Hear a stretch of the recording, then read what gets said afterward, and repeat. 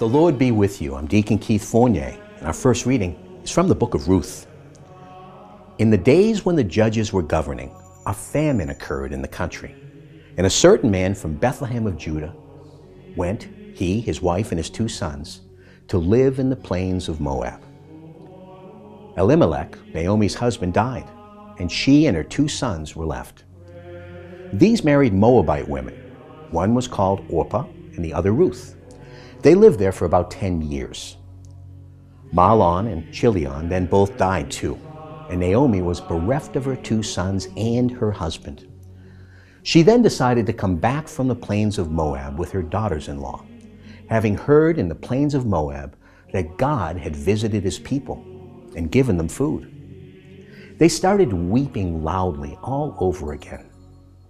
Orpah then kissed her mother-in-law and went back to her people. But Ruth stayed with her. Naomi then said, "Look, your sister-in-law has gone back to her people and to her God. Go home too. Follow your sister-in-law." But Ruth said, "Do not press me to leave you and to stop going with you. For wherever you go, I shall go. Wherever you live, I shall live. Your people will be my people, and your God will be my God." This was how Naomi came home with her daughter-in-law, Ruth the Moabitess, on returning from the Plains of Moab. They arrived in Bethlehem at the beginning of the barley harvest. And our response is from Psalm 146. How blessed is he who has Jacob's God to help him. His hope is in Yahweh his God, who made heaven and earth, the sea, and all that is in them. He keeps faith forever, gives justice to the oppressed, gives food to the hungry. Yahweh sets prisoners free. Yahweh gives sight to the blind, lifts up those who are bowed down. Yahweh protects the stranger. He sustains the orphan and the widow. Yahweh loves the upright, but he frustrates the wicked.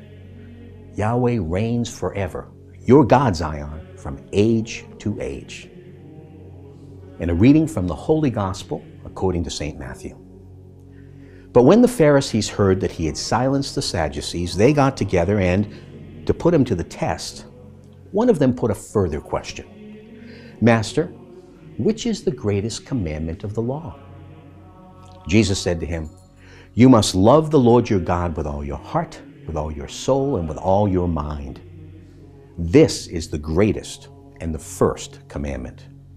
The second resembles it. You must love your neighbor as yourself.